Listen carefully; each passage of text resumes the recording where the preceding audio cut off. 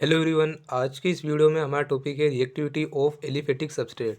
Basically इस video में हम डिस्कस करेंगे जो एलिफेटिक सबस्ट्रेट होते हैं, जैसे कि हमारी सेचुरेटेड एल्केन्स हो गई और एल्कीन्स हो गई, और उसके साथ ही जो दूसरे एलिफेटिक सबस्ट्रेट है जैसे कि वाइनिल और एलिलिक जो सबस्ट्रेट होते हैं, उनके अंदर जो होती है रिएक्टिविटी किस किस टाइप से होती है, मतलब कि उसमें कौन सा हाइड्रोजन जो होता है एब्स्ट्रेट होता है और किस पोजीशन पे जो अटैकिंग ग्रुप होता है वो अटैक करता है। ठीक है, तो सबसे पहले यहाँ पे जो लैंग्वेज लिखी हुई है उसको मैं पढ़ देता हूँ, उसके बाद आपको मैं समझाऊंगा कि इसका मैकेनिज्म किस प्रकार से होता है।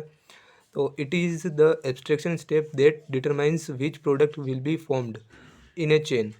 मतलब कि जो चेन होती है उसके अंदर एब्स्ट्रैक्शन जो स्टेप होता है वो डिटरमाइन करता है कि कौन सा प्रोडक्ट जो होगा वो फॉर्म होगा चेन रिएक्शन के अंदर। ठीक है, a free radical almost always abstract a univalent जैसे कि हाइड्रोजन और halogen and never a tetravalent और trivalent atom and seldom a divalent one. ठीक है, तो यहाँ पे ये सेल्डम का मतलब होता है कभी कभार ये शायद। ठीक है, तो कभी कभार ये शायद ही जो होता है ये डाइवेलेंट जो होता है उसको एब्स्ट्रैक्ट करता है। ऑलवेज जो किसको एब्स्ट्रैक्ट करता है, यूनिवेलेंट जो एटम होता है उसको करता है, और जो टेट्रा और टर्कोवेलेंट होता है उसको ये होता है एब्स्ट्रैक्ट नहीं करता है। ठीक है, फॉर एग्जाम्पल हम रिएक्शन देखते हैं, ए reaction between A chlorine free radical and ethene gives an ethyl radical not a hydrogen free radical. जैसे यहाँ पे आप देखोगे कि जो क्लोरीन रेडिकल है जब इस सब्सटेंस से रिएक्ट करता है, इस रिएक्टेंट से रिएक्ट करता है, तो इसको हम ऐसे भी लिख सकते हैं, यहाँ पे H और यहाँ पे CH2। ठीक है, तो ये एथेन में से क्या करता है, ये हाइड्रोजन को एब्स्ट्रैक्ट करता है क्योंकि ये क्या है, एक यूनिवेलेंट स्पीसीज है। ठीक है, और और कार्बन जो हम जानते हैं कि कार्बन क्या होता है, टर्कोवेलेंट होता है, मतलब कि टेट्रा कोवेलेंट होता है।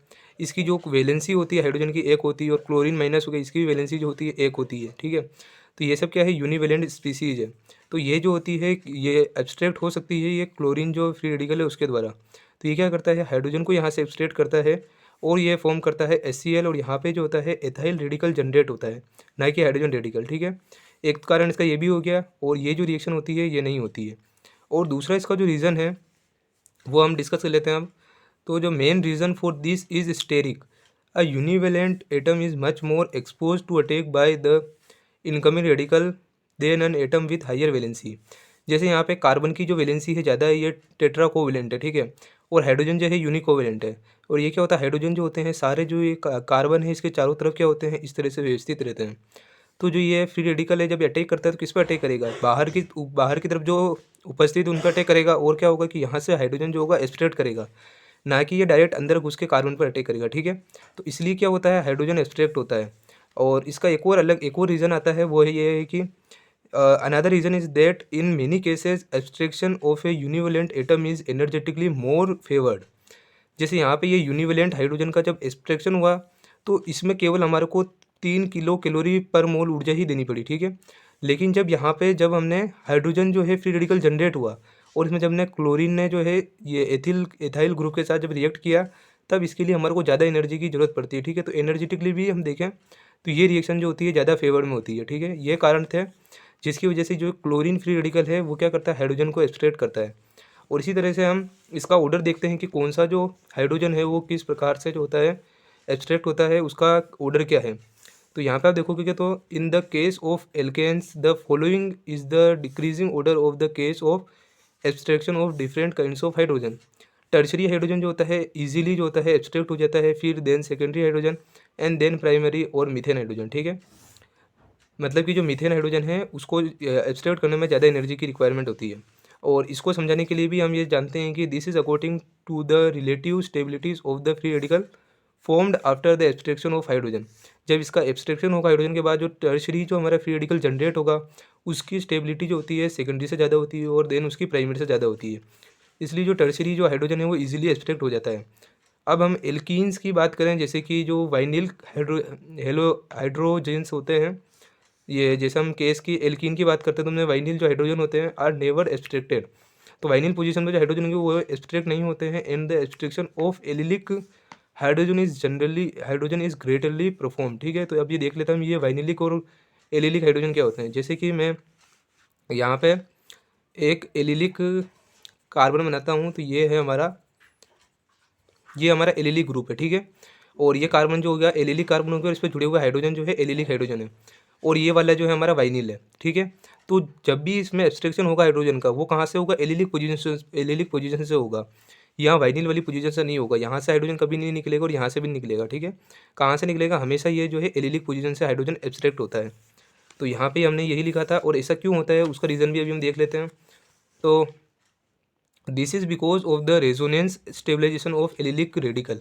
तो यहाँ पे क्या होता है कि ये जो हमारा एलिलिक पोजीशन है, यहाँ से जब हाइड्रोजन निकलता है तो यहाँ पे फ्री रेडिकल जनरेट होता है, एक इलेक्ट्रॉन इसके पास जाता है, एक इलेक्ट्रॉन इसके पास जाता है, तो इससे क्या हो जाएगा, फ्री रेडिकल जनरेट होता है, जो क्या होता है रेजोनेंस के द्वारा जो होता है स्टेबल हो जाता है।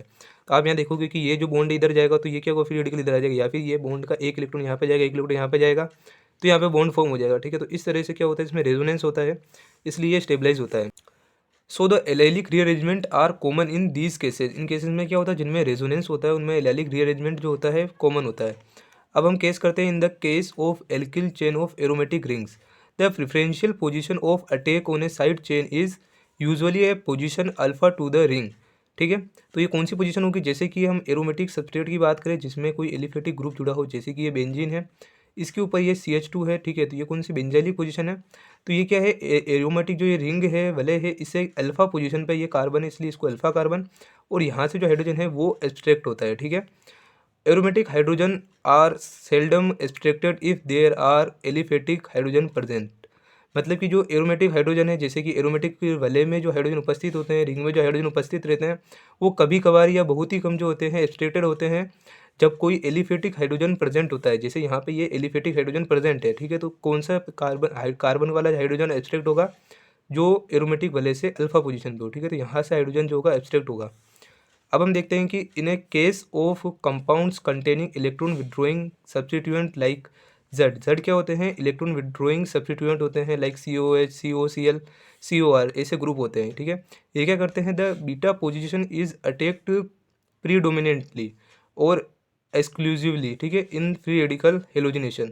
तो इनकी उपस्थिति कारण क्या होता है, अल्फा पोजीशन पे होता है जो अटैक नहीं होता है, और एब्स्ट्रैक्शन जो होता है वो बीटा पोजीशन पे होता है, ठीक है। तो यहाँ पे जो हाइड्रोजन है वो एब्स्ट्रैक्ट होगा, और ऐसा क्यों होता है वो देख लेते हैं हम। This is because electron withdrawing groups highly deactivate the adjacent या फिर अल्फा पोजीशन, ठीक है। तो ये इलेक्ट्रॉन विड्रॉइंग ग्रुप क्या करते हैं, जो अल्फा पोजीशन होती है इसको डीएक्टिवेट कर देते हैं, और बीटा पोजीशन पे ही क्या होगा, एब्स्ट्रैक्शन हो पाता है। Compounds like acetic acid and acyl chloride are not attack at all. मतलब जो एसिटिक एसिड होते हैं, ठीक है, तो उसमें पोजीशन तो एक ही रहती है, यहाँ पे COH है और यहाँ पे CH3 है, ये एसिटिक एसिड है, तो यहाँ पे क्या होगा कि केवल एक ही पोजीशन जो है ये अल्फा पोजीशन, यहाँ पे हाइड्रोजन है, इसलिए यहाँ ऐसे जो ग्रुप होते हैं और ऐसे जो कंपाउंड है उनमें जो होता है अटैक जो होता है बहुत ही कम देखा जाता है। अब इसका कारण क्या है कि this is because halogen atom are electrophilic, ठीक है। हेलोजन एटम जो होते हैं, halogen atom are electrophilic radical and look for position of high electron density. मतलब क्या है कि जो हेलोजन एटम है उनको इलेक्ट्रॉन चाहिए, ठीक है, तो वो ऐसी पोजीशन को ऑक्यूपाई करेंगे जहाँ पे इलेक्ट्रॉन डेंसिटी ज़्यादा हो। Hydrogens on carbon atom next to the electron withdrawing group have low electron densities, therefore the attack is avoided at this position, ठीक है। तो जो हाइड्रोजन होता है जो कि नेक्स्ट प्रेजेंट होता है इलेक्ट्रॉन विड्रॉइंग ग्रुप के, उसमें क्या होता है कि इलेक्ट्रॉन डेंसिटी जो होती है वो कम होती है, इसलिए जो होता है वहाँ पे अटैक जो होता है बहुत ही कम देखा जाता है, ठीक है। और the radicals that are not electrophilic do not show this behaviour. तो जो इलेक्ट्रोफिलिक नहीं होते हैं रेडिकल, वो ऐसा बिहेवियर प्रदर्शित नहीं करते हैं। और क्या होता है कि जैसे कि एग्जांपल के लिए हम देखें कि मेथाइल रेडिकल है, does not avoid the attack at the alpha position. जब मेथाइल रेडिकल जुड़ा हुआ रहता है किसी ग्रुप से, तो क्या करता है कि अल्फा पोजीशन पे अटैक को अवॉइड नहीं कराता है, ठीक है। तो अल्फा पोजीशन पे भी क्या हो सकता है, अटैक हो सकता है और हाइड्रोजन एब्स्ट्रैक्ट हो सकता है। Some radicals for example tertiary butyl और बेंजाइल साइक्लोप्रोपाइल ऐसे जो होते हैं and phenyl are nucleophilic and tend to abstract electron poor hydrogen, ठीक है। तो ये जब ग्रुप जुड़े हुए होते हैं तो इलेक्ट्रॉन जो पुअर हाइड्रोजन होता है उसको एब्स्ट्रैक्ट करने के लिए जो होते हैं योगदान देते हैं, ठीक है। तो ये था हमारा वीडियो जिसमें आज में हमने डिस्कस किया कि रिएक्टिविटी किस प्रकार से होती है एलिफेटिक सब्सट्रेट के अंदर। तो कैसा लगा आपको वीडियो, हमें कमेंट सेक्शन में बताएं, और वीडियो पसंद आने पे वीडियो को लाइक करके चैनल को सब्सक्राइब करें।